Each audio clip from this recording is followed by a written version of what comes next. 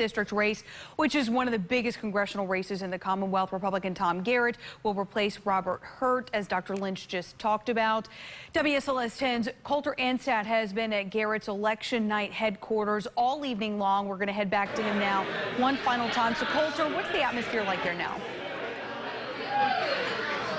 Well, you were talking about the presidential election. The people here behind me inside Random World Brewery just got done chanting USA and Trump, Trump, Trump. They've been chanting that all night long. I'll go ahead and step out of the way now so you can get a better idea. There are still quite a few people here, though not as many as there were earlier this evening. Most of the people, I would guess, that are still here right now are hanging around for the presidential results. As for Garrett, he says he is humbled by tonight's outcome.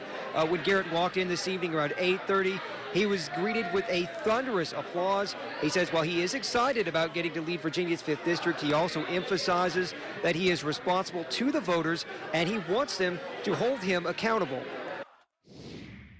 God bless all of you. Hold me to account. Hold me to account. Hold me to account. I want to be the man who I aspire to be. And you can hear more from Congressman Garrett coming up on Virginia Today, starting at 5 a.m. But for now, live in Charlottesville, Coulter Anstat to WSLS 10. And Jane Dittmar is offering her concession tonight to her Republican challenger, Tom Garrett, in the race for Virginia's 5th. She lost by about 18% of the vote. WSLS 10's Rob Manch is live for us in Charlottesville tonight. So, Rob, what did Dittmar have to say? Well, Dittmar actually said very little to her supporters because her voice was so hoarse from the last few days of campaigning. So she let her husband, Frank, give her thanks to the crowd tonight. But this was a really tough loss for Dittmar, who says her campaign ultimately received more than 24,000 individual donations, most of those coming from right here in the greater Charlottesville area. Now, her husband, Frank, says they spoke with her opponent, Tom Garrett, shortly after learning that he would be the new representative from the 5th District.